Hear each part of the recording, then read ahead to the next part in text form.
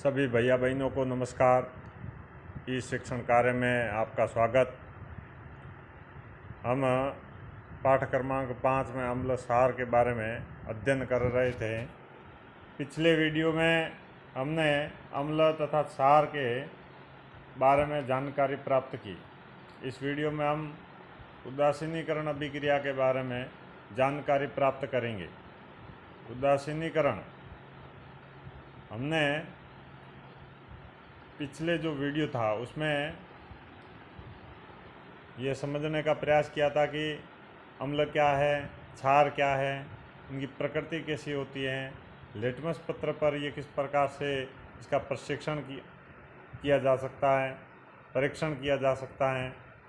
तो अम्ल जो थे वो नीले लिटमस को लाल कर देते थे और क्षार जो थे, क्षारक, वह लाल लिटमस को नीला कर देते थे। जब किसी, ये तो अपन ने पिछले वीडियो में पढ़ा कि अम्ल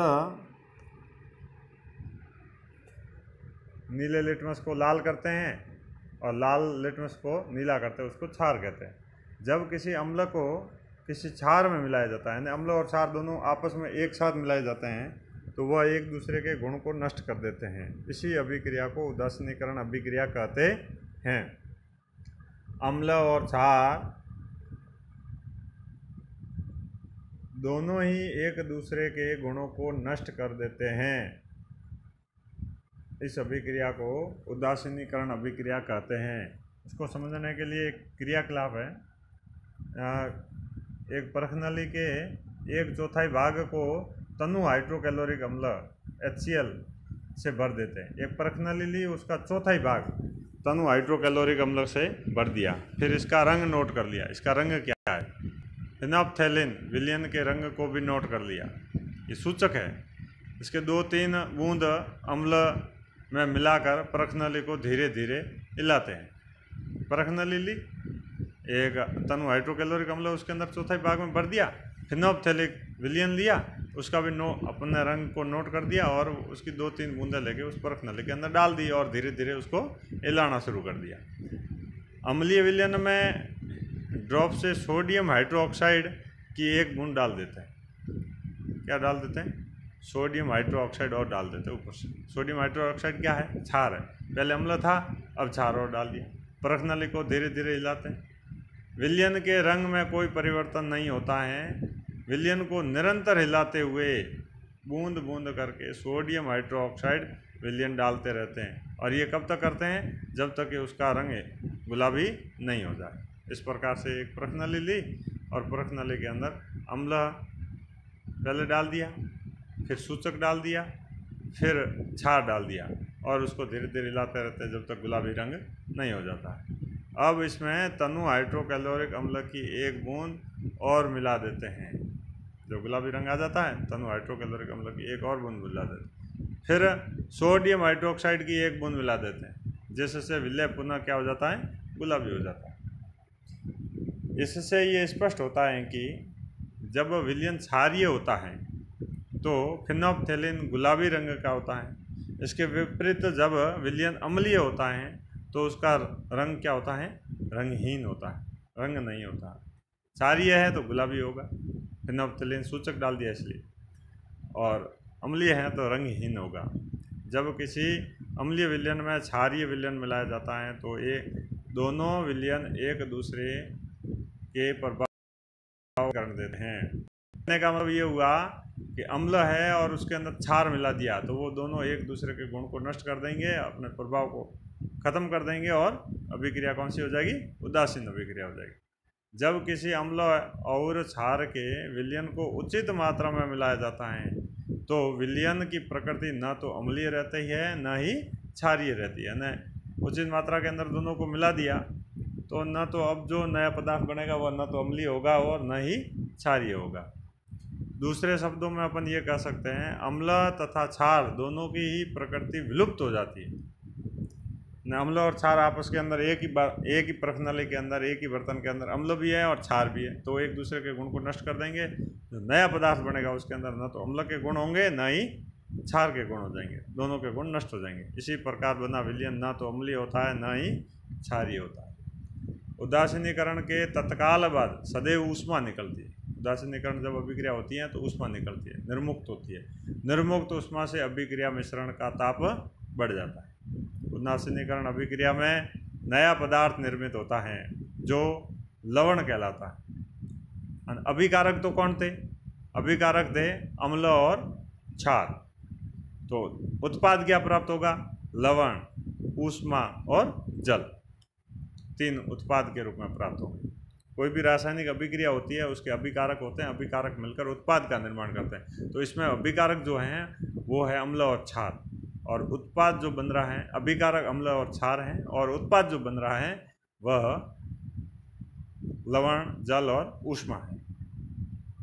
अतः उदासीनीकरण को निम्न रूप से परिभाषित किया जा सकता है। कैसे? किसी अम्ल और किसी क्षार के बीच होने वाली अभिक्रिया उदासीनीकरण अभिक्रिया कहलाती है। इस प्रक्रम में ऊष्मा के निर्मुक्त होने के साथ साथ लवण और जल निर्मित होते हैं। दैनिक जीवन में उदासीनीकरण के कुछ उदाहरण हैं, उसको अपन समझने का प्रयास करेंगे। अपाचन, हमारे आमाशय में हाइड्रोक्लोरिक अम्ल पाया जाता है।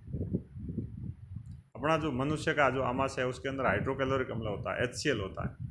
ये भोजन के पाचन में हमारी सहायता करते हैं। कोई भी छोटा मोटा सूक्ष्म जीवाणु वगैरह, वायरस है, ये आ गया तो उसको नष्ट करने का काम करेगा और भोजन को पचाने का काम करेगा। ये हाइड्रोक्लोरिक अम्ल का काम रहता है। लेकिन आमाशय में अम्ल की आवश्यकता से अधिक मात्रा होने पर अपाचन हो जाता है। कभी कभी एसिडिटी जिसको अपन बोलते हैं, और दर्द सा महसूस, हल्का सा जलन महसूस होती है। उसका कारण यही है कि आमाशय के अंदर अम्ल की मात्रा बढ़ गई, और जब अम्ल की मात्रा बढ़ेगी तो जलन महसूस होगी। कभी कभी अपाचन काफ़ी कष्टदायी होता है। अपाचन से मुक्ति पाने के लिए हम दूध या मैग्नीशियम जैसा कोई प्रति अम्ल लेते हैं। जैसे अपन इनो लेते हैं, मैग्नीशियम हाइड्रोक्साइड, ठीक है ना। तो वो क्या है? वो क्षार है। तो क्षार लेते हैं, पहले अम्लीय अपने पेट के अंदर अम्ल की मात्रा बढ़ी, अब ऊपर से क्षार लिया, तो क्षार अम्ल के गुण को नष्ट करेगा और अम्ल क्षार के गुण को नष्ट करेगा, और अभिक्रिया कैसी हो जाएगी? उदासीन हो जाएगी। उस वक्त अपना पेट दर्द करना बंद कर देगा। यह अत्यधिक अम्ल के प्रभाव को उदासीन कर देता है। चींटी का डंक जब चींटी काटती रहती है तो वह त्वचा में अम्ल द्रव प्रवाहित करती है। ये जितने भी होते हैं, मधुमक्खी है, चींटी है, ये काटते हैं तो वहाँ जलन सी महसूस होती है। उस बिच्छू है, तो इसका कारण ये है कि उनके जो डंक जो होता है उसके अंदर अम्ल रहता है, और अम्ल उनके लिए वो आत्मरक्षा का काम करता है। सामने वाले को शरीर में जैसे ही प्रवेश करता है तो वो उसमें जलन सी महसूस होती है। तो डंक के प्रभाव को नमी युक्त खाने का सोडा, सोडियम हाइड्रोजन कार्बोनेट अथवा कैलेमाइन विलियन मिलकर उदासीन कर देते हैं। जब ये चींटी वगैरह काटती हैं तो अम्ल के कारण अपन को जब दर्द होता है तो अपन को उस वक्त क्षार का उपयोग करना चाहिए, जिससे जिंक कार्बोनेट होता है। मृदा उपचार रासायनिक उर्वरकों का अत्यधिक उपयोग मृदा को अम्लीय बना देता है। रासायनिक उर्वरकों का अत्यधिक उपयोग जो है मृदा को अम्लीय बना देता है। अच्छी उत्पादन क्षमता बनाए रखने के लिए किसान खेत के अंदर उर्वरक डालता है। उनके अंदर जो रसायन होते हैं, रसायनों के कारण मिट्टी कैसी हो जाती है? अम्लीय हो जाती है। यदि मृदा अम्लीय अथवा अत्यधिक क्षारीय हो तो पादप की वृद्धि नहीं होती। जब मृदा अत्यधिक अम्लीय होती है तो उसमें बिना बुझा हुआ चूना डालते हैं, अथवा बुझा हुआ चूना, जिसको कैल्शियम हाइड्रोक्साइड बोलते हैं, और कैल्शियम जैसे क्षारों से उपचारित करते हैं। न जब भूमि अम्लीय है तो क्षार डालेंगे, और क्षार है तो वो क्या डालेंगे? अम्ल की आवश्यकता होगी। यदि मृदा क्षारीय हो तो उसमें जैव पदार्थ मिलाया जाता है। क्षारीय है, अम्ल नहीं डालना है, जैविक पदार्थ जो आते हैं वो डाला जाता है। जैसे कंपोस्ट है, वर्मी कंपोस्ट है, इस प्रकार की खादें आती है, वो डालना है तो क्षारीय गुण नष्ट हो जाएगा। कुल मिला के जो क्षारीय वस्तु है तो अम्ल का प्रयोग करेंगे, अम्लीय है तो क्षारीय का प्रयोग करेंगे। जो उसकी क्षारीय प्रकृति को उदासीन कर देता है, भूमि की बात चल रही है। अपशिष्ट, अनेक कारखानों के अपशिष्ट में अम्लीय पदार्थ मिश्रित होते हैं। जो कचरा फैक्ट्रियों से बाहर निकलता है उसमें अम्लीय पदार्थ ज़्यादा होते हैं, वे सीधे जलाशय या नदियों में बह जाती है। तो वहाँ पर मछलियाँ हैं, अन्य जलीय जीव है, वे अम्ल के कारण नष्ट हो जाते हैं। अतः कारखानों के अपशिष्ट को जलाशय नदियों में विसर्जित करने से पूर्व क्षारीय पदार्थ मिलाकर उदासीन करना चाहिए। ये कह रहा है कि जब फैक्ट्री से जो भी अपशिष्ट पदार्थ बाहर निकलते हैं उनके अंदर रसायन होते हैं, अम्ल होते हैं।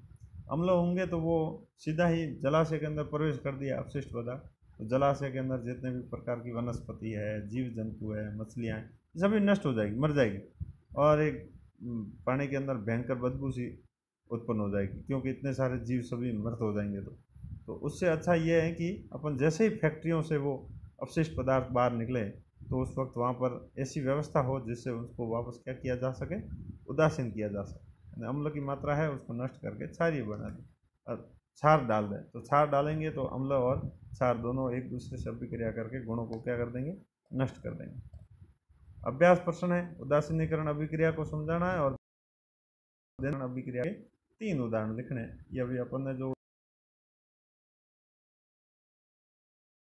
है वो ढूंढ के आपको और अपनी अभ्यास पुस्तिका में लिखने हैं।